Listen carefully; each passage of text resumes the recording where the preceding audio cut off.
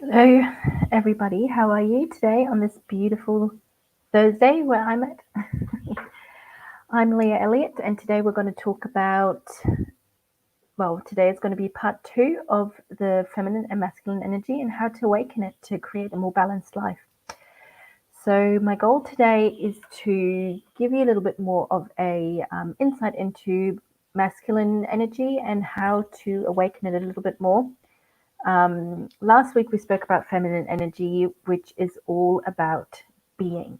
So being inside yourself, letting things happen around you. It's a very gentle frequency or very gentle energy to work in and live with. The masculine energy.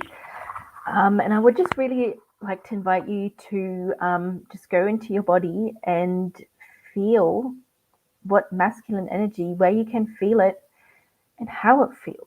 I can feel it in my solar plexus and in my heart, and it's a very strong, high frequency energy. So it's power, it's the energy of doing, it's leadership, it's standing up for yourself, saying the things that you believe in, and just being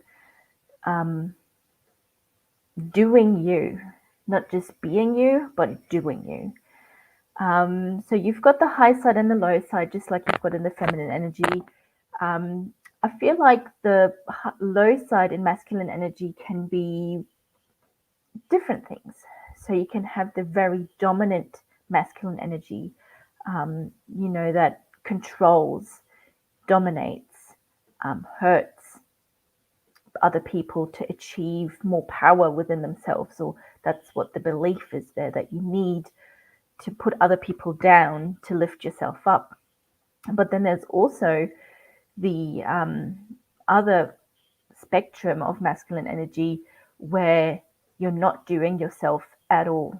You're just quiet and you just keep to yourself. You do not voice your opinions. You do not voice who you are and your beliefs, just because you're worried that other people might ridicule you or make fun of you. If we think about the law of one, the first universal law, which states that everything is one.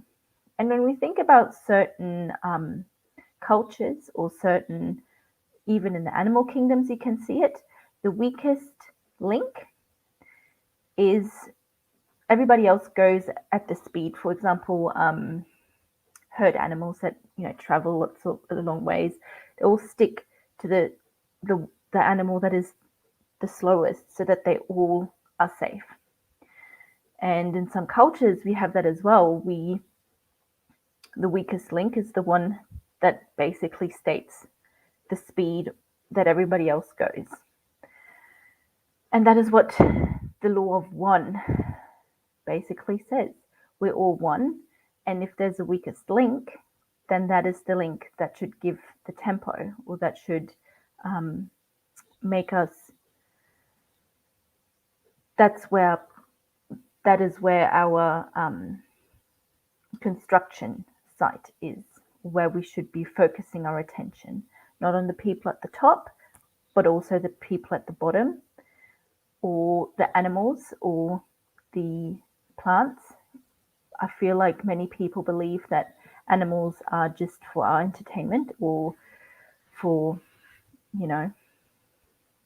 for us to use as we please.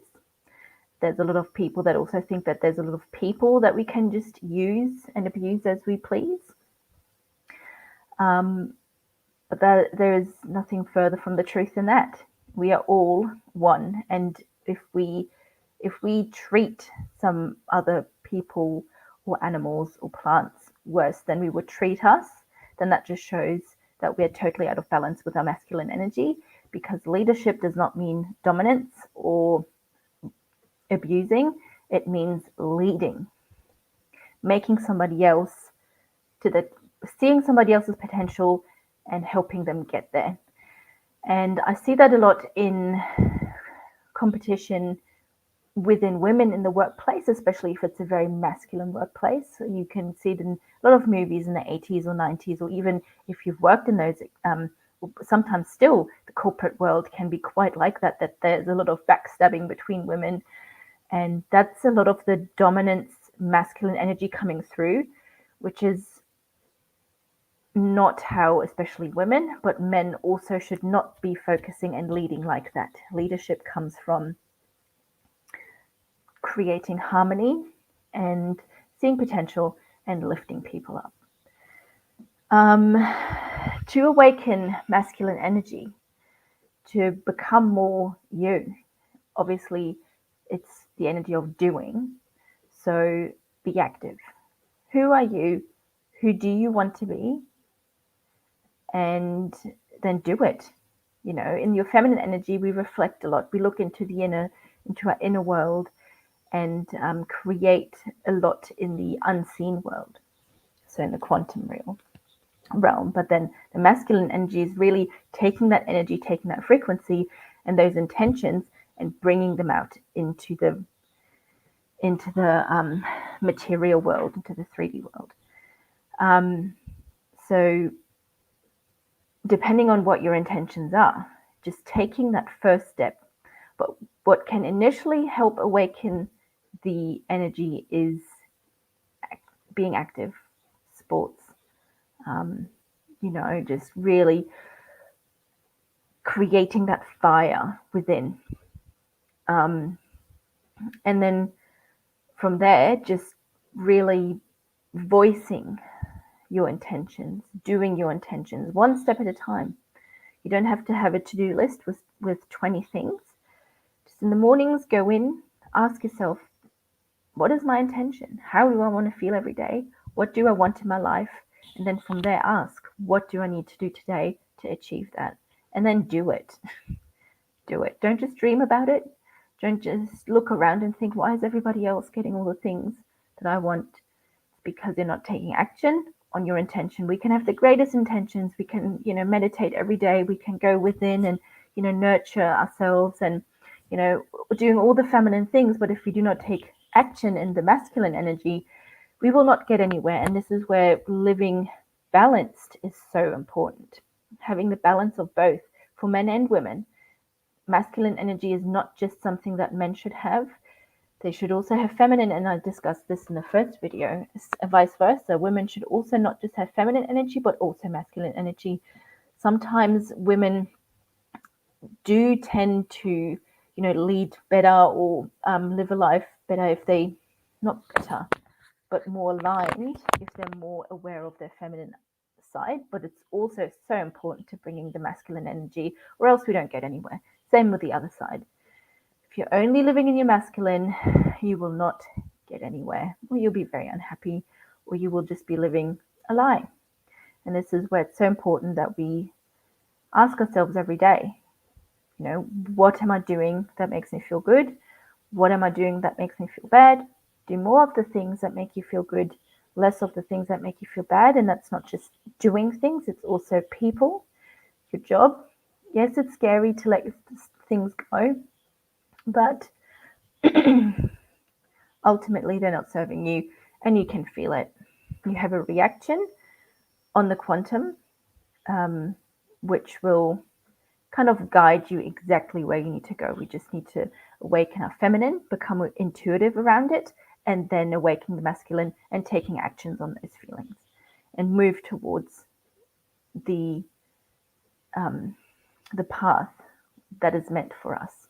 I can see many people just living a life because they think that they have to do it. The 9-to-5 grind, just the going to the pub, doing this, doing that, and it's just not serving you, the people around you, or the universe in whole.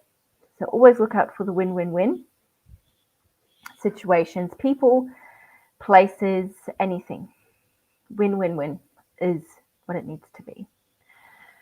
So yeah, I would love for you to download my Q activation, quantum expansion activation, that I've got linked to this video.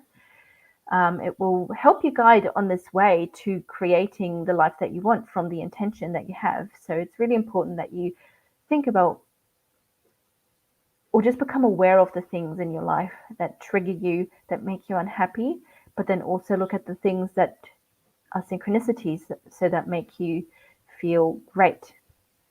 And then just becoming aware and maybe doing less of the things that make you unhappy and more of the things that feel great.